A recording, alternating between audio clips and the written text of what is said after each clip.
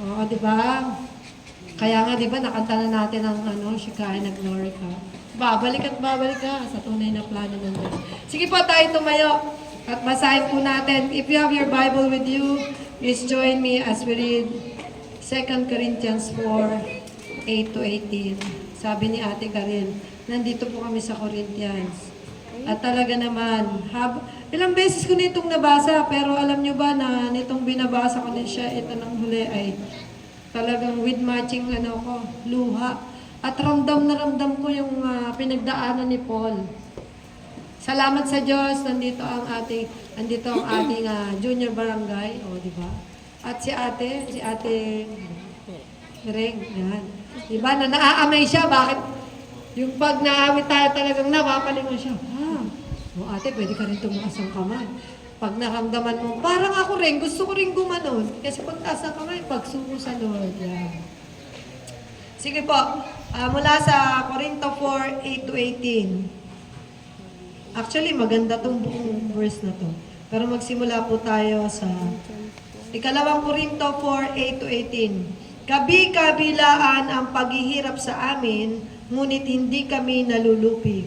Kung minsan ay nababagabag, ngunit hindi kami nawawalan ng pag-asa. Inuusig kami, ngunit hindi pinababayaan. Napapatumba kami, ngunit hindi lubusang nailulugmok. Lagi naming taglay sa aming katawan ang kamatayan ni Jesus, upang sa pamamagitan ng aming katawan ay mahayag ang kanyang buhay. Habang kami nabubuhay, lagi kaming nabibingit sa kamatayan alang-alang kay Jesus, upang sa aming katawang may kamatayan ay mahayag ang kanyang buhay. Kaya't habang nagwawagi sa amin ang kamatayan, nagwawagi naman sa inyo ang buhay. Sinasabi ng kasulatan, nagsalita ako sapagkat ako'y sumasampalataya. Sa ganon din diwa, sa pananampalataya, nagsasalita kami dahil kami sumasampalataya. Sapagkat alam naming ang Diyos ang muling bumuhay sa Panginoong Hesus at siya ring bubuhay sa amin kasama si Hesus at magdadala sa atin sa kanyang piling. Ang lahat ng pagtitiis na ito, pagtitiis ko ay para sa kapakanan ninyo upang sa pagdami ng mga nakatanggap ng kagandahang loob ng Diyos, lalo pang dumami ang nagpapasalamat sa ikaluluwalhati niya. Verse 16, kaya't hindi kami nasisiraan ng loob, kahit na humihina ang aming katawang lupa, patuloy namang pinalalakas ang aming espiritu araw-araw. Ang bahagya at panandali ang kapighati ang dinaranas namin ngayon ay magbubunga ng kagalakang walang hanggan at walang katulad. Kaya't ang paningin namin ay nakatuon sa mga bagay na hindi nakikita at hindi sa mga bagay na nakikita, sapagkat panandalian lamang ang mga bagay na nakikita. Ngunit walang hanggan ang mga bagay na hindi nakikita. Ama, salamat po sa umagang ito. Hayaan mo, Lord, na mangusap ang iyong salita. Ano man ang karumihan sa aming pagkatao, salamat dahil araw-araw mo kaming binabago. Everyday, Lord, from glory to glory. At salamat, Panginoon, sa mga taong pinili mo makarating ngayon para marinig ang iyong salita. Para muli, Panginoon, ay sila'y makaalala at kami, Panginoon, ay mapangusapan ng iyong mga salita. Na Lord, kami yung pinili at anuman ang aming dinadanas, ikaw po ang aming tagumpay. Maraming salamat po. At sa tulong ng banal na Espiritu, hayaan mo, Panginoon, na maunawaan namin. In Jesus' name, Amen. Sige po, tayo makakaupo. Ayan. Alam mo, I normally prepare PowerPoint. Pinagpupuyatan ko yan. Pero na-realize ko na sa pagkakataong ito, gusto ko po na magkaroon tayo ng realization. Gusto ko na gumana ang iyong isip. Di ba si Paul, habang isinusulat po niya ito, ay nasa kulungan. Kung sa normal na buhay, sasabihin mo, bakit mo ako sasabihan na magsaya ako? Ikaw nga, nandiyan ka sa kulungan eh. Ako nandito ako sa laya, ikaw nasa kulungan ka.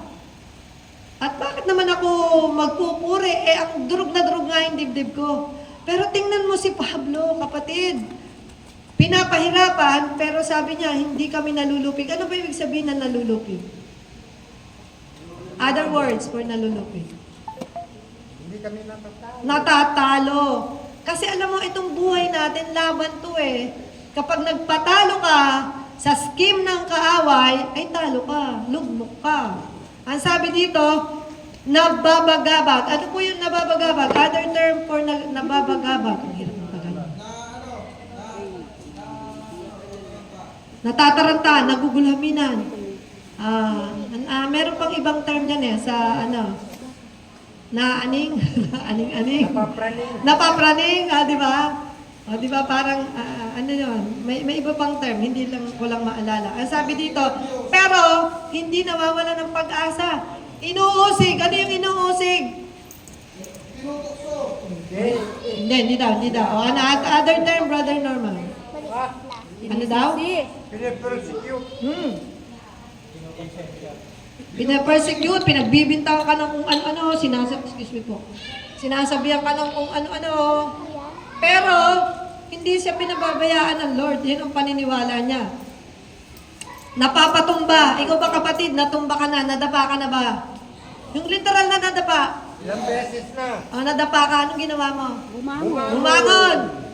Ibig sabihin, kahit nadapa ka, bumangon ka. Ako nga, nabali pa yung ilong ko eh. Naliko ang ilong ko, literal, naliko. Pero tumayo ako. At hindi ako nagpahalata na napakasakit na nararamdaman ko. Pero liko siya, naliko. Ayain na. Pero, hindi ako lubusang nalugmok. Ganun talaga eh. Sabi ng kaaway, masyado kang nagmamaganda. Babawasan ko yung kagandahan mo. Inalaw ng Lord na madapa ako.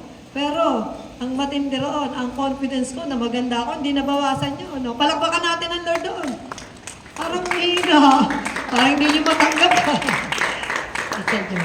Anyway, totoo po yan. Kasi, papa-insecuring ka niya eh. Ang sabi dito, taglay sa katawan ang kamatayan ni Jesus upang maihayag ang buhay ni Jesus. Dito po tayo magsimula. Tingnan mo yung katabi mo, mukha bang problematic? May problema? Nakikita? Ang title po ng ating mensahe ngayong umagang ito ay kalakasan sa oras ng kahinaan. Di ba? Yan. Kailan, sabi nga ni Karil, habang binabasa rin nila ito, naniniwala ako na mangungusap sa inyo ang mga salita na iniiwan ni Pablo. Ito po ay sinulat noong 55 or 56 AD. Isang taon matapos niyang sulatin ang liham niya sa unang Korinto. Sinulat niya to, bakit? Para matulungan ang mga taga-Korinto na panatilihin ang pagkakaisa ng mga mananampalataya. He will be mentioning different things na naranasan po niya. Kasi kapatid, tingnan mo, baka makarelate ka dito. Baka ikaw pala to. At sabihin mo sa sarili mo, ako yun! Ako pala yun! Paano na-overcome ni Paul ang lahat ng mga naranasan niya? Ikaw nga, sige nga, sasabihin mo, oy, magsaya kayo! Alam mo, kung sa normal na buhay natin ngayon, sabihin, praning yata ito si Pablo. Ang sasabihin na magsaya ako, ikaw nga, nandyan. Ikaw nga, hindi ka masyadong kumakain dyan kasi alam naman po natin ang kulungan. Ako, kapag kami po ni Mami at ninamakmak, nakapunta kami sa kulungan. Doon sa Santa Cruz. At nakita namin na may oras yung paglabas, may oras ang pagkain. At sa totoo lang, di masyadong masarap yung pagkain nila. Pero kitang-kita mo yung kasayahan nila. Kasi na-inspire sila sa istorya ni Pablo. Ngayon, eto. Paano ka ba makakapag-minister kung ikaw ay lugmok? Parang hirap, no? Sasabihin mo, uy, magalak ka! Maging masaya ka! Pero, paano mo gagawin yon? Bigyan po natin ng ano ba dapat ang mga gawi ng isang mananagumpay o overcomer? Ang sabi natin, kalakasan sa oras ng kahinaan. Number 1, paggalang sa Diyos. Kapatid, kasama sa paggalang sa Diyos, alam mo, pinaglaban tayo ni Jesus eh. Diba? Pinaglaban tayo ni Jesus. Kung hindi siya nagpakapako sa krus, tinanggap lahat ng hagupit, tiniis yung matalas na tako. Sige nga, ikaw nga, nahiwa ka lang ng konti.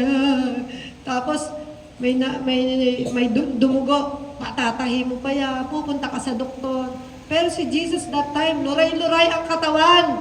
At bilang paggalang at pagpapahalaga, sa ibinigay sa atin ng Diyos, sa bawat nararamdaman natin, kapatid, na kalungkutan, sa lahat ng nararamdaman natin na parang talunan tayo, kapatid, ang isipin mo lang yung ginawa ng Diyos sa krus.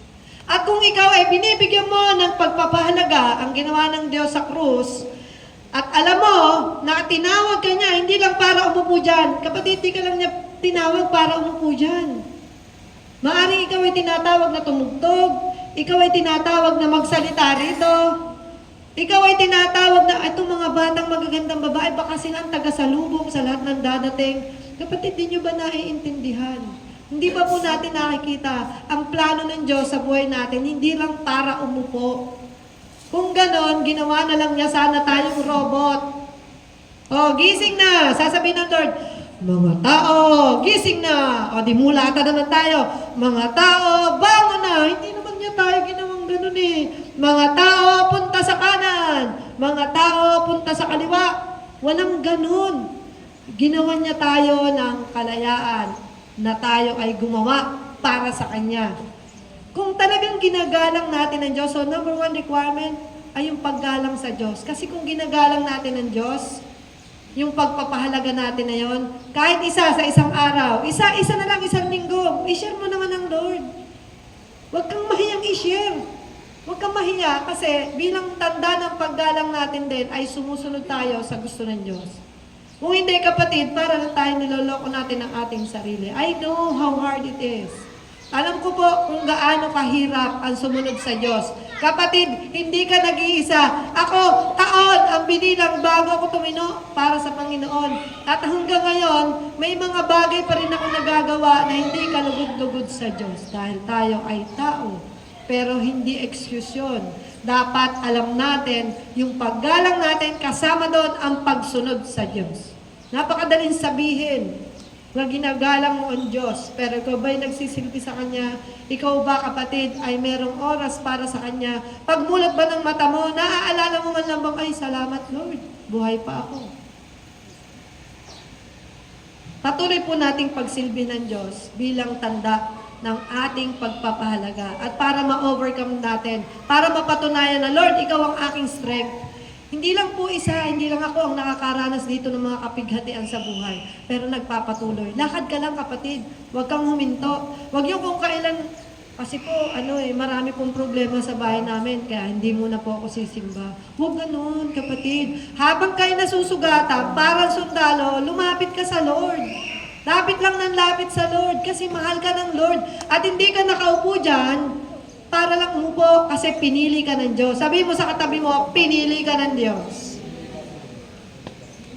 Pangalawa, pagpapahinga sa presensya ng Lord. So, paano ba ako magiging Paano ko ba ma-overcome lahat ng nararanasan ko? Magpahinga ka sa presensya ng Lord. Minsan, pagod na pagod tayo sa paghanap ng solusyon. Kung ano ba itong dinadanas ko na ito, paulit-ulit na lang. Ate Miring, ikaw ba nagkaroon na ng mabigat na problema? Nagkaroon po kayo ng mabigat na problema. Hindi. Mabuting pasalamat sa Diyos. Pero alam mo, magugulat ka, di ba? Sa lahat ng kakulangan natin, meron tayong kagalakan. Bakit? Kasi meron kang Lord. Di ba? Hindi tayo dapat nawawala ng pag-asa. Kasi yung grasya niya, sufficient para sa iyo at para sa akin. Paano ba ate yung pagpapahinga sa presensya ng Lord? Dapat meron kang time, dapat nakikinig ka, dapat nagpe-pray po tayo, nakikipag-usap. At kung nakakaranas tayo ng persecution, kahit sa sarili nating pamilya, nakakaranas na ikaw ay binubuyo. Iniinsulto ka, ayan, praise the Lord ka pa. Ayan, ganyan ba tinuturo sa simbahan nyo? Malimit ko po yung marinig, ganyan ba tinuturo sa simbahan nyo? Ay, ang salbahing bata to Kahit hindi kasalanan ang nagtuturo, ang sasabihin sa mga bata, ay, ba tinuturo sa simbahan nyo? Meron ba nagsimbahan na nagturo ng, ay, simbahan siguro ng kaaway. Pero yung simbahan ng Lord, wala naman nagturo ng maging salbahe ka, di ba? Tingnan mo yung katabi mo, nagturo ba yun ng salbahe sa'yo? Maging salbahe ka. Ang ibig sabihin ng pagre-rest sa presensya ng Panginoon, pakikinig. Pakikinig, paano po yun? Di naman namin naririnig ang tinig ng Diyos. Tumahimik ka, kapatid. Magpahinga ka lang. pagod na pagod ka na, magpahinga ka lang, upo ka lang sa presence ng Lord. Lord, this time, uupo lang ako sa tabi mo. Makikinig lang ako kasi baka naman may sinasabi sa iyo ang Diyos. Mahirap kasi yun eh. Minsan, ang ingay-ingay natin, masyado tayo reklamo na reklamo, kwento rito, kwento ron, pero nakwento mo na ba sa Lord yan? Problema mo. Baka naman ang gusto lang ng Lord, nak, sa akin mo naman sabihin, baka naman. Baka naman, gusto mong marinig kung ano yung say ko dyan sa problema mo. Di ba? Pangatlo, kapatid, mabilis lang tayo ngayon kasi gusto ko lang na ma-inspire kayo sa ginawa ng Lord sa buhay ni Pablo. Pangatlo, yung pagbitaw natin sa mga dati nating gawe, ano yun? Favorite scene? Paborito ko to eh. Lord, pwede, wag mo muna ang pakialaman dito sa aspeto na to ng buhay ko. Kung masisira yung baga ko, bahala na, Lord. May gamot naman. Sabi naman, ikaw naman ang greatest healer eh. Hindi mo na ako titigil. Naku kapatid, hanggang meron kang lakas kasi maniwala ka. Meron kaming, merong mga mamamatay na pag nasyaran mo, iiyak. Gusto ko pong maglingkod sa Lord. Paano? Paano pa? So ngayon na meron kang lakas, maglingkod ka na sa Lord. Kasi pag sinabi mong Lord, inaalay ko sa'yo, etong vision na to, ayoko na nito. Kasi sisirain nito ang pagkatao ko, ang buhay ko, ayoko na nito. Di ba sabi nung kanta kanina, to turn down the works of the enemy. Sabi, tapakan mo yung kapatid. Ibigay mo na sa Lord dyan. Alam ko mahirap yun. Kaya lang, pero pag nagawa mo yun, napagtagumpayan mo yun, grabe. Grabe ang tuwasay ng Lord. Grabe, sasabihin ng Lord, talaga namang anak ko yan eh, masunurin talaga eh. Diba? Sabihin natin yan sa ating mga kasama sa buhay. mga pasaway, ano. Talaga naman. Alam ng bawal, sige pa rin. Amen? Amen ba doon? Sige, amen po doon. Tandaan po natin, alam ng Diyos yung puso natin, ano mga kapatid. So kung gusto mong mag-rest sa presence ng Lord, make sure na naririnig mo talaga. At pag sinabi mong bibitawan ko na to, huwag ka nang bumalik. Magulo na nga yung mundo eh. Give up natin yung dapat nating i-give up. Pero, hindi kita pinapersecute ngayon. Dapat ang Lord ang mangusap sa puso mo. Na mahalin mo yung sarili mo. Kasi siya, nagkalasag-lasag yung katawan niya para sa'yo. Para maligtas ka. At tanungin natin ang sarili ko, saan aspeto ng buhay ba ang gusto kong maisuko sa Lord? Para masabi kong siya yung kalakasan ko. Kasi alam mo kapatid, yung pagbitaw sa kasalanan, di ang madali. Tao nang binilang bago ko nabitawan ng mga paborito kong kasalanan. Kasama na dyan ang kayabangan, dahil ang feeling ko, ang talino ko. Pagdating sa Lord, wala pala akong talino. Aray ko, hindi pala ako ganun kagaling. Dahil pagdating pala sa Lord, pag wala kang alam sa Kanya, ay wala, hindi ka magaling. Christ-like na ba talaga ikaw? Sabi mo sa sarili mo, ako ba'y tama ba itong ginagawa ko? Basahin po natin mga awit 139:23-24. Sana may Bible ka po.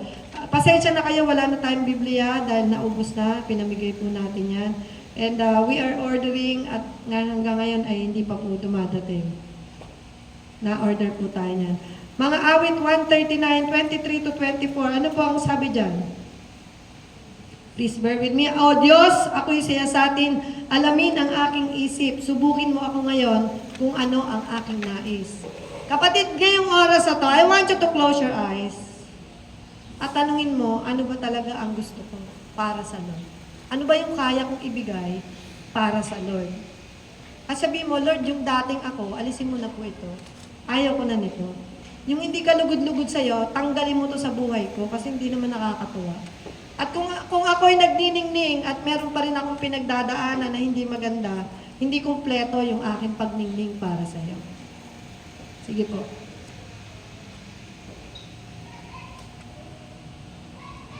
Number 4. Ayan. Palabasan natin sa buhay natin yung bunga ng banal na Espiritu. Ano yung bunga ng banal na Espiritu? Punta po tayo sa Galatians 5:22.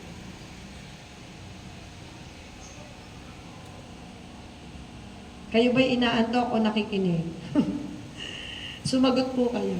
Nakikinig. Nakikinig. Salamat sa Diyos. Subalit ang bunga ng Espiritu ay pag-ibig, kagalakan, kapayapaan, pagtitiyaga, kabaitan, kabutihan, katapatan, kahinahunan, at pagpipigil sa sarili. Yan ba mga fruits of the Holy Spirit ay atin ang na-achieve? Kapag ka ba ikaw ay kapag ka ba nakatanggap ka ng maliit na bagay, ikaw ba'y galak na galak? O sabi mo, Lord, kulang pa to ah. Nagrereklamo pa ba tayo? Dapat sa malilit na bagay na ating natatanggap, tayo po ay nagpapasalamat. Payapa ka ba? Talaga ba? Nakakatulog ka ba na mahimbing? Nagtsatsaga ba tayo? Nakikita ba ng tao sa atin ang pagtsatsaga? O di ba pinakamatinding example? Mula San Pedro hanggang Calamba, lalakarin mo yon. Para na makarating ka sa gawain, mga 6 na oras sa paglalakad, na ang tingin ng tao ay baliw na ang taong ito. Ginawa po yun ng ating bishop. Grabe, naiyak ako. Samantalang tayo, konting lakad na, reklamo na. Yan, layo-layo, sakay na tayo. Eh siya, makarating lang sa pupuntahan dahil wala siyang pamasahe, naglakad siya. Ganyan po ang ating Bishop Jake. Ang pinupuri ko ang Lord sa buhay niya. Lahat ng pagpapagal, sige nga, sa oras ng kanyang paglilingkod, nasunog yung nanay niya. Sabay-sabay po ito nanakawan, nahack yung account. Tapos yung kaibigan niya, galit na galit dahil sabi ni inutangan mo ako, hindi ka pala magbabayad, may sakit pa naman na nanay ko. Eh hindi naman siya yon dahil nga nahack yung account niya. Nawalan siya ng kaibigan. At the same time, pagkaraan ng ilang panahon, yung nanay niya nasunog. Pero nagpatuloy. Pero tingnan mo, napagtagumpayan niya at bless na bless siya ngayon. Napakabuti ng Lord sa buhay niya. Ayan. At sabi dito, dapat maiba yung pagtingin natin sa ating pananampalataya. Dapat mag-iba na yung tingin natin sa kung ano yung meron tayo. Hindi ka lang basta pumapasok sa simbahang ito, kapatid. May pinagagawa sa iyo ang Lord. Bilang kapitan, nagagawa na yung mga pinagagawa ng Lord. May mga prayer na ginagawa. Merong mga pananalangin na ginagawa. Matagal yan. 2017, sinabihan na si Kapitan. Ang sabi sa kanya, ikaw, yung taong yan, ay maglilingkod sa maraming tao. At magiging leader siya para makakilala sa Panginoon ang mga tao. And it is happening right now. Tapat po ang Diyos. Pag sinabi niya, sinabi niya. Tanungin mo yung sarili mo. Ano kaya ang pinagagawa ng Lord? Kanina may example lang po ako. May batang isinama sa akin.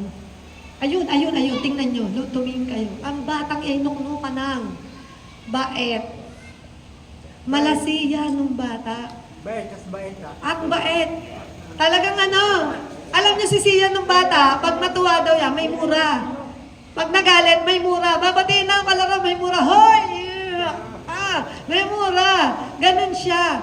Tapos kinayayamutan kasi nga, nananagot, huwag mong sasawayin niya, sasagutin ka niyan. Pero, tingnan mo yung ginawa ng Lord.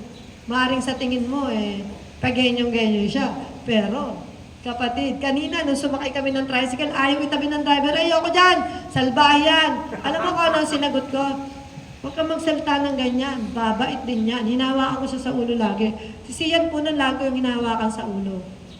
Isa yan sa paraan ko na habang hinawakan niyo po yung ulo ng bata, sinasamahan niyo ng panalangin. Ang batang ito, Panginoon, ay maglilingkod sa iyo.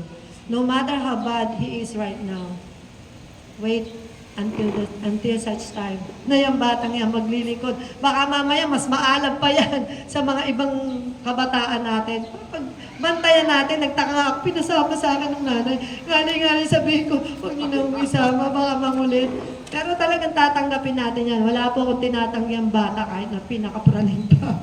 Ayan. Kasi binigay ng Lord sa atin yan Yan po ang ating gift So yan, dapat maiba yung pagtingin natin. Ano number natin? 5. Number 5, pagbulay-bulayan natin sa salita ng Diyos. Kapatid, kung sinasabi mo sa kagaya namin ni Mami Ibno, pagka ito, mga gantong Bible, gani rin na kami niyan. Ay, kahit yata ganito, hindi ko na kayang basahin. Pero, may wisdom naman na binigay ang Lord. Ito, itong gadget na ito, hindi lang ito pang Facebook, pang Bible din. High-tech po tayo ngayon. Kailangan sumasabay din tayo. Pero kapatid, hindi ibig sabihin na yung Bible mo, paano pag namatay na yung cellphone mo? Magsaulo po tayo ng verse. Mahalaga yan. At God reminded me through Daddy Ray na sabi niya, mahalaga na nagsasaulo ka ng verse. Ang galing magsalita. Ang galing. Sabi niya, magsaulo ka ng verse. Kasi panglaban mo yan eh. Naalala ko noon, kapag kasi wala kang masabing verse, tapos sinasabi mo may power ang salita ng Diyos sa buhay mo, baka nga John 3:16 hanggang ngayon, hindi mo pa sa ulo, kapatid, sa uluin mo yan, John 3:16, for God so loved the world. Diba? Kung gayon na lamang ang pag-ibig ng Diyos sa sanlibutan. Baka naman, hanggang ngayon, ang sa ulo mo lang, Jesus wept. O diba? Shortest verse. Shortest verse, Jesus wept. O pagka yung mga iba-ibang, ano nga ba yun? O, di ba? Pag tinanong ka, ilan ba ang verses na sa ulo mo sa Bible? Jesus wept. O, at least may isa, di ba? Kailangan po natin. Kasi ang salita ng Diyos ay power. Sabi mo sa katabi mo, power. Power. Power yan eh. Kapangyarihan yan para yung kaaway ay bumagsak. Sabi nga, double-edged sword yan. Hindi lang yan para kutsilyo, eto lang ang metal, parehas yan. Tumatagos hanggang kaluluwa mo, hanggang ibuturan ng puso mo. Pag hindi ka tinatalaban niya, kapatid mo, isip-isip ka na. Sa Diyos ka ba talaga? Yun. Baka naman. Tinatawag ka na ng katropa mo. Yan din ang ginamit ng Lord. Remember Matthew 4:4? Sa Matthew chapter 4. Diba ang sabi sa Lord? Oy, ikaw, gawin mong tinapay ang bato. Hindi lamang sa tinapay na nabubuhay ang tao. 'Di ba? Anong pinanlalaban ni Jesus? Sabi, tumalong ka. Tumalong ka kasi sabi sasaluhin ka doon ng mga anghel. Tapos meron pa ang sabi, lahat 'yan pumunta sa bundok. Lahat 'yan bibigay ko sa iyan. Hindi kaya ng kaaway si Jesus. Kaya kapatid, magsaulo tayo ng verse. Yung mga favorite natin na verse na Matthew 6:33, Luke 7:7, yung mga ganyan. O, teka, panlaban ko to O, di ba? Pag ako'y natatakot, sabi kanina, you are my shield, my strength, my portion, my deliverer, my shelter, my very present help in times of need. Kung sa ulo mo yan, kapatid, hindi ka mag-aalala at tiyak na tiyak ang pagiging overcomer mo. Number 6. Pakatandaan natin po ang cross. Let us remember the cross. Ayan. Simbolo ng paghihirap ng Diyos. Sabi diba, God has overcome the world. Basahin po natin John 16:33. Lapit na po tayo matapos. 16:33, ang sabi po dyan ay, ang sabi po dito, sinabi ko ito sa inyo upang sa inyong pakikipag-isa sa akin ay magkaroon kayo ng kapayapaan. Being one with Jesus gives us peace. Magdaranas kayo ng kapighatian sa sanlibutang ito, ngunit tibayan ninyo ang iyong loob na pagtagumpayan ko na ang sanlibutan. Ayan ang sinasabi po natin. Kung ikaw ay overcomer, lagi mo dapat marirealize ang ginawa ng Diyos sa krus. Yun yung power, yun yung pagkabuhay niya mula sa krus. Yan. Number 7. Ano man yung sitwasyon ng ating buhay, dapat pag-aralan natin. Purihin siya. Maya't maya. Araw-araw, oras-oras ng buhay natin. Sundin natin yung utos niya at manampalataya tayo ng buong puso na ang Diyos may ginagawa para sa iyo. At ang panghuli, number 7 yan ate. Number 6 po ay pakatandaan ng ginawa ng Diyos sa krus. At yung kapangyarihan ng kanyang muling pagkabuhay. Ang number 7, papurihan siya. Ano man ang sitwasyon ng ating buhay. Sundin ang utos niya. Kahit gaano kabigat. Manampalataya ng buong puso. Pero yung pananampalataya niyan, dapat sinasabayan niya ng gawa. Nananampalataya ka na tinawag ka ng Diyos, kahit anong sabihin ng kaaway, kahit sabihin ng kaaway, napakasalbahin mo. Kahit anong paninira sa ng kapwa mo, diretso lang. Kasi alam mo bakit? Alam ng Diyos ang puso natin. No matter how much the enemy tries to stop us from doing the work of God. Kapatid, hindi kayang pigilan ng kaaway. Kaya kung may nakaharang dyan, tanggalin mo yan, kapatid. Sipain mo yan. Baka naman pagdating ng panahon, pagsisisihan mo, bakit hindi ka sumunod? Kaya ngayon pa lang, sumunod na po tayo. At pangwalo, panalangin. Pag sinabi mong pananalangin, dapat nakikipag-usap tayo sa Diyos. Philippians 4:6-8. Memory verse po.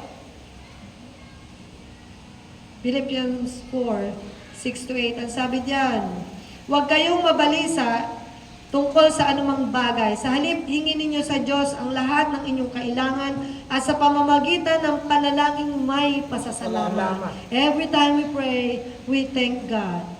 Ang sabi dito, at ang kapayapaan ng Diyos na hindi kayang maunawaan ng tao ang siyang mag-iingat sa iyong puso at pag-iisip dahil sa inyong pakikipag-isa kay Kristo.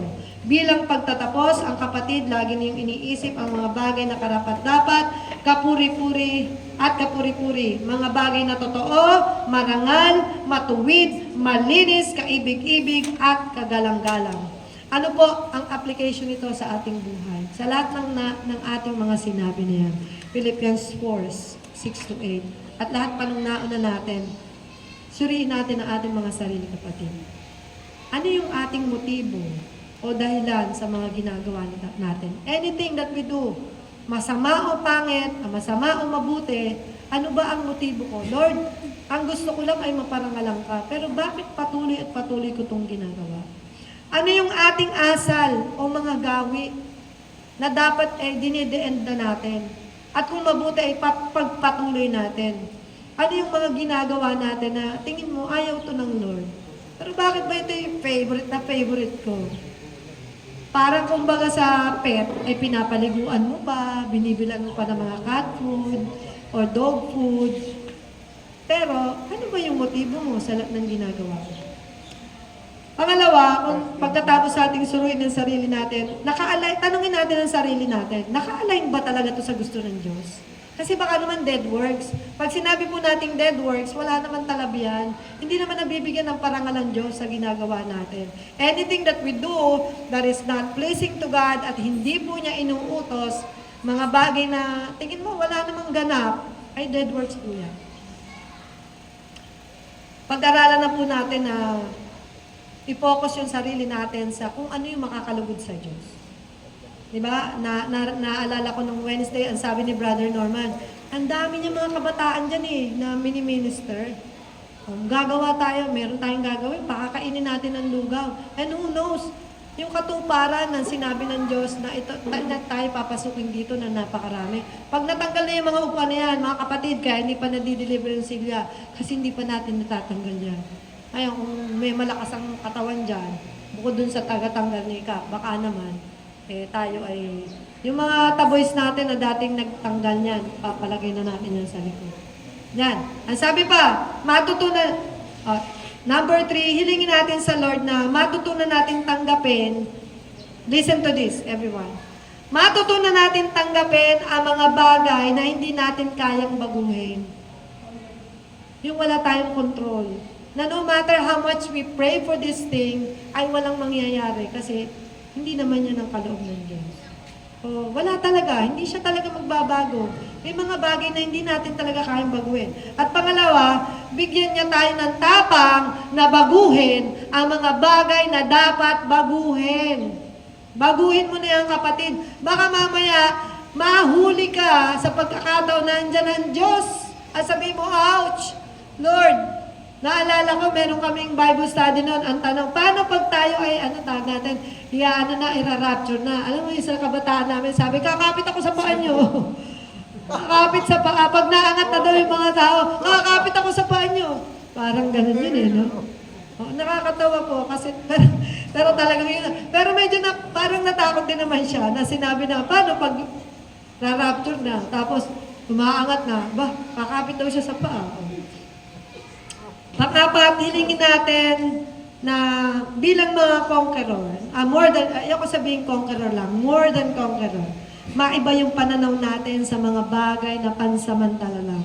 Everything that you see around are but temporal things. Mga bagay na sa isang iglap, kayang kunin ng Lord. Mga bagay na sa isang iglap, uy, wala na pala. Nasunog na. Nasunog na. Pero kung ikaw kapatid ay tunay na nananampalataya, pag dumaan ka sa apoy, hindi ka matutunaw. Bakit? Kasi meron akong Lord. At pinanindigan ko to na kahit anong mangyari sa buhay ko, hindi ako bibitaw sa Lord. Kahit isang saglit ng buhay ko, kahit na minsan gusto ko nang tumalikod, hindi ko bibitawan dahil may pangako ang Lord. Everything that you experience here, walang katapat pagdating mo sa langit. Ito na yung the best thing. Lahat ng bagay na eternal, dyan po natin ito ng ating sarili. We don't just work para magkaroon ng malaking bahay. We don't just do these things kasi nga isang iglap kayang kunin ng Lord. We do things to give glory to God. Kailangan laging kasama ang Diyos sa plano mo. Kasi pag hindi, kapatid, anong saysay ng buhay na wala ang Diyos? At number 5, pag-aralan natin maging tapat sa mga binibitawan nating salita sa Lord. Maging tapat.